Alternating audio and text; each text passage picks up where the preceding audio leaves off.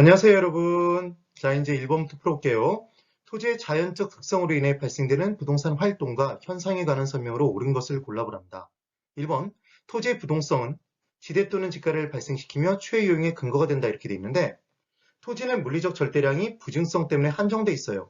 그런데 인간이 점점 늘어나면 서로 사기 위해 경쟁하니까 상대적 희소성이 커지죠. 그래서 지가, 토지 가격이 높아져요. 그리고 소유할 수 없는 사람은 이제 빌려서 사용할 수밖에 없겠죠. 토지가 한정돼 있으니까. 그래서 발생하는 게 지대였습니다. 토지 임대료. 그리고 모든 생산의 기본이 되는 토지를 자기 거라고 비효율적으로 이용하면 안 되겠죠. 그래서 다양한 용도 중에 최고 유효한 이용을 하게 돼 있어요. 부증성 때문에 부족하니까. 그래서 얘는 부증성이었습니다. 그 다음 2번. 토지의 개별성 때문에 다 다르니까 개별 분석을 하겠죠. 감정평가시. 개별 이렇게 기억해 두시는 거예요. 그리고 부동산 특성, 토지의 특성을 공부할 때 지역이 나오면 왜 지역에 국한돼 있죠, 여러분? 움직이지 못하니까. 그래서 지역 간, 지역별, 지역에 국한된다. 지역에 국한되는 게 국지였어요. 지역이란 단어가 나오면 무조건 뭐로 간다? 부동성으로 가주시는 겁니다. 그래서 지역 분석은 부동성 때문에 하는 거였죠. 그 다음 3번. 토지의 부증성은 지방자치단체 운영을 위한 부동산 조세. 얘가 지방세잖아요. 근데 우리는 지역세라고 기억해 보시라는 얘기를 했습니다. 그래서 지역세니까 뭐 때문에 발생하는 거다? 부동성 때문에 지방세가 성립하는 거죠. 그 다음 4번. 수익환원법에서 환원 방법이 4가지가 있었어요. 찍찍이를 연상한다. 찍찍연상 기억나시면 돼요. 찍찍저법, 찍찍선법, 연연금법, 상환기금법이었어요. 그때 토지는 영속성의 특성 때문에 비상각자산이니까 비읍비읍 직접법이었죠. 그래서 당연히 상각되지 않으니까 순수익을 수익률로 직접 환원시켰습니다. 직선환원법이 아니라 직접법이었어요. 건물은 상각자산이죠. 그래서 시옷시옷 직선법이었던 게 또 기억나시면 돼요. 어장에는 뭐가 산다? 연어가 산다. 그래서 연금법은 어장이었습니다.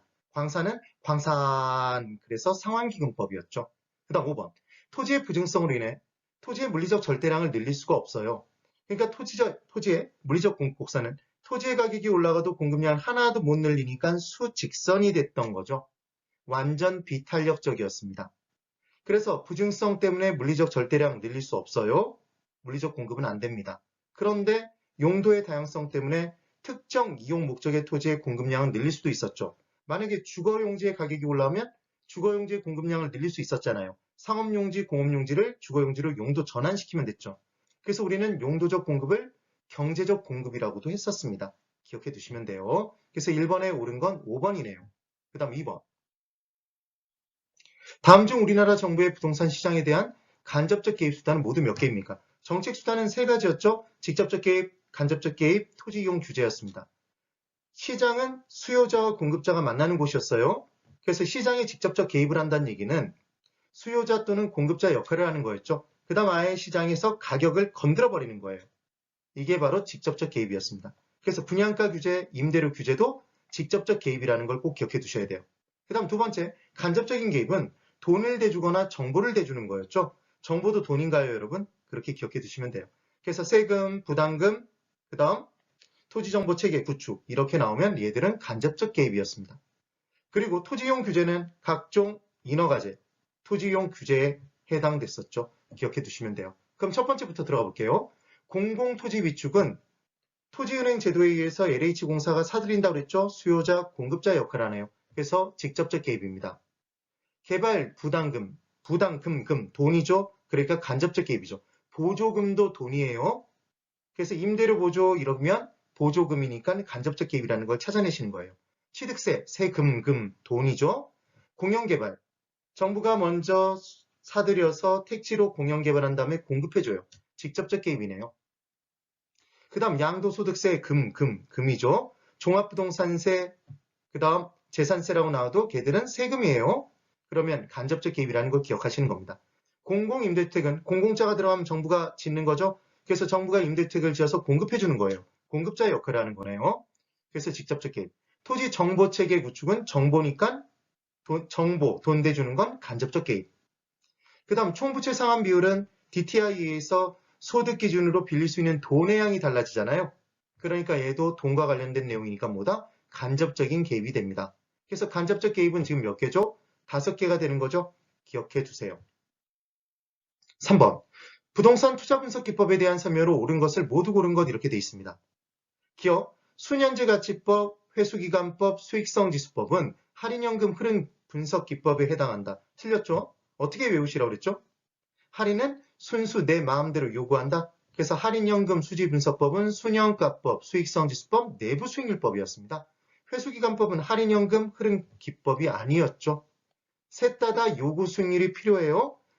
순현가법과 수익성지수법은 순현가와 수익성지수를 구하기 위해서 요구 수익률이 필요했고, 내부수익률법은 내부수익률을 계산할 때까지는 요구 수익률이 필요 없지만 판단의 기준으로서 요구 수익률이 필요했던 거죠. 기억해 두시면 돼요.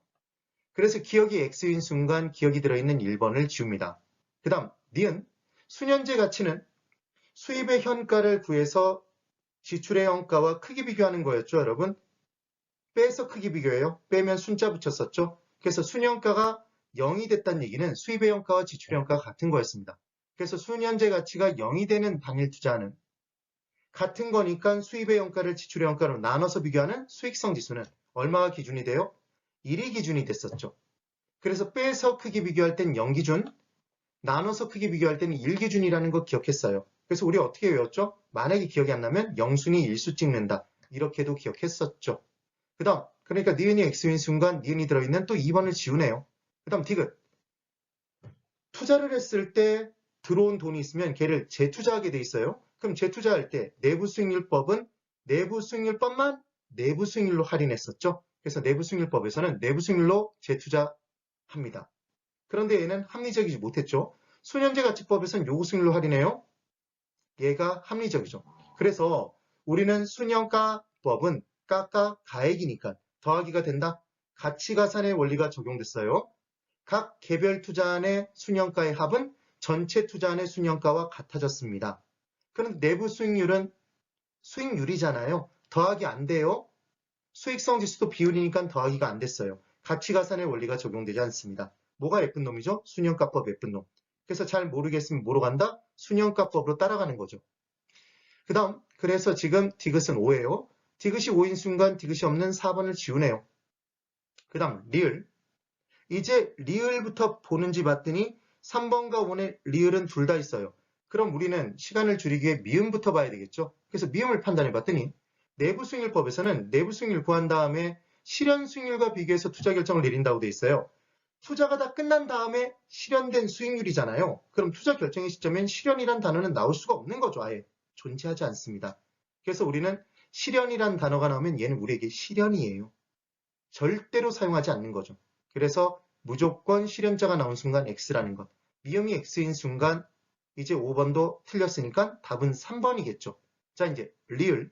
복수의 투자안의 투자 결정 시 여러 개 중에 하나를 고를 때는 순현가법과 내부수익률법이 서로 다른 결과를 나타내면 그때는 예쁜 놈이 뭐로 간다? 순현가법으로 갔죠. 투자자의 투자 목적은 부의 극대화의 추구인데 부의 극대화의 추구라는 게 결국은 수익이 제일 클 걸 선택하는 거예요. 그때 순현가의 정체가 현재 시점으로 고친 순수익이었으니까 반드시 현재 시점으로 고친 순수익이 제일 클 걸 선택하니까 순현가법은 반드시 부의 극대화가 추구되는 거죠. 그래서 순현가법과 내부수익률법의 결과가 다른 경우에는 뭘 따른다? 순현가법에 따라가는 거죠. 내부수익률법에 따른다 X예요. 결정할 수 없다 X예요. 뭐로 간다? 순현가법. 순현가법은 예쁜 놈입니다. 네, 오늘 여기까지입니다. 대단히 수고 많으셨습니다.